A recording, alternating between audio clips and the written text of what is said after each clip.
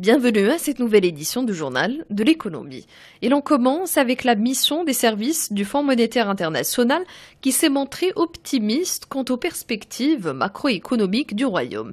Selon le FMI, après la sécheresse de l'an dernier, la croissance économique s'est accélérée et devrait atteindre 4,4% en 2017.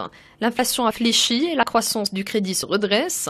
Le déficit des transactions extérieures courantes devrait s'alléger à 3,9% du PIB en 2017, à la faveur d'une croissance vigoureuse des exportations qui compenserait l'impact de la hausse des prix du pétrole et des importations élevées de biens d'équipement. Quant aux réserves de change, elles devraient rester à un niveau confortable, équivalent à environ 6 mois d'importation. Et puis les 3 prochaines années seront celles de l'investissement dans le secteur de l'électricité. Pour la période 2018-2021, un programme d'investissement est prévu, il dépasse les 122 milliards de dirhams. Et sur ce total, 13 milliards seront financés par l'ONE. À cela s'ajoutent les 8,1 milliards pour l'extension du réseau de transport.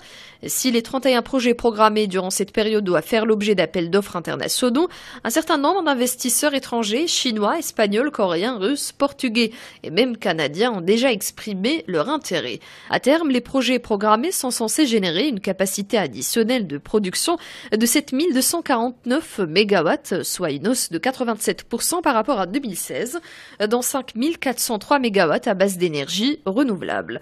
Le solaire s'accapare la part du lion avec 2775 MW, soit 50% de la capacité additionnelle globale prévue. Celle-ci devrait se concrétiser à travers les nombreux projets à Ouarzazate, Laayoune, Boujdour, Tafilalt, Atlas et Midelt. D'autres centrales solaires thermodynamiques sont également dans le pipe entre 2018 et 2021.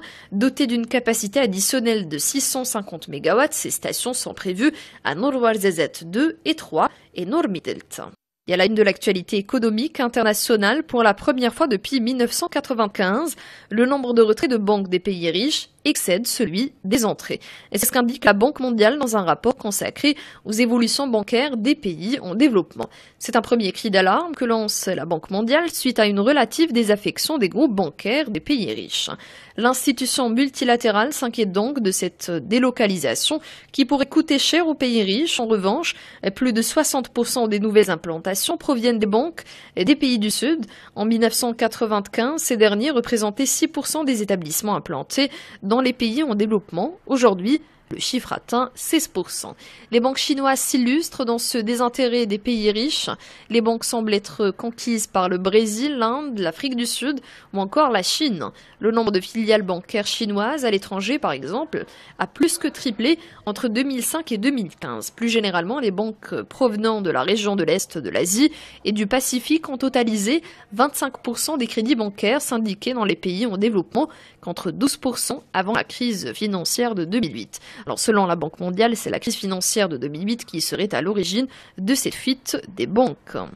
Direction à présent les États-Unis. Après 2 trimestres consécutifs sous l'empire de Samsung, Apple est repassé numéro 1 des vendeurs de smartphones au 3e trimestre. La tradition perdure. Le marché des smartphones est extrêmement cyclique et rien ne vient vraiment le bousculer. Depuis quelques années, le top 3 des vendeurs à travers le monde ne change presque jamais. Cela ne veut pas dire pour autant qu'il est immuable. Aux États-Unis, nous avons par exemple l'habitude que Samsung et Apple se passent régulièrement la place numéro 1 des ventes. Les stratégies analytiques nous révèlent justement le classement américain. Et après 2 trimestres consécutifs passés au-dessus de son concurrent historique, Samsung se doit de passer le relais. Apple reprend donc la première place en termes de volume et de part de marché en ayant livré 12 millions d'iPhone sur le 3e trimestre pour prendre 30,4% des parts. La sortie des iPhone 8 est évidemment le facteur déterminant de ce changement. Ceux-ci n'ont toutefois pas enregistré une si forte demande que cela, faisant qu'Apple enregistre une petite baisse de 2,1% comparativement à l'année précédente. Samsung a toutefois continué de profiter du bon élan de ses Galaxy S8. Ses ventes sur le milieu et l'entrée de gamme l'ont également porté pour atteindre 9,9 millions d'unités livrées, soit 25,1% de part de marché. Une très légère augmentation comparativement à la même période en 2016, où il enregistrait 9,7 millions d'appareils livrés pour 24,2% des parts. Elle montre donc une belle dynamique de la marque dans un pays historiquement plus enclin à se tourner vers Apple.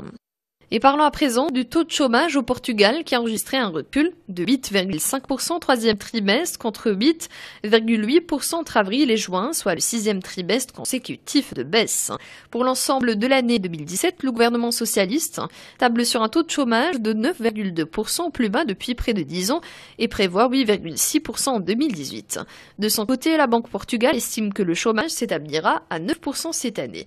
Malgré quelques interruptions, le chômage au Portugal a régulièrement baissé depuis le premier trimestre de 2013, lorsqu'il avait atteint un record historique à 17,5%.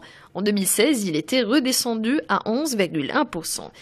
Et avant de clore cette édition, retour à l'actualité nationale. La Royal Air Maroc a lancé de nouveaux vols supplémentaires entre le Maroc et Abidjan. Ce dispositif permettra au plus grand nombre des supporters des Lions de l'Atlas d'assister au match décisif du 11 novembre opposant la Côte d'Ivoire et le Maroc pour le compte des éliminatoires de la Coupe du Monde de football 2018. Alors les nouveaux vols additionnels renforceront ainsi les vols supplémentaires déjà lancés et au même prix fixe de 2000 dirhams. Aller-retour, ces vols seront programmés au départ de Casablanca, Oujda et Fès. Ils s'ajouteront aux vols de la première phase au départ de Marrakech, Tanger et Casablanca. Les ventes des billets pour ces vols supplémentaires démarrent à compter de ce mercredi.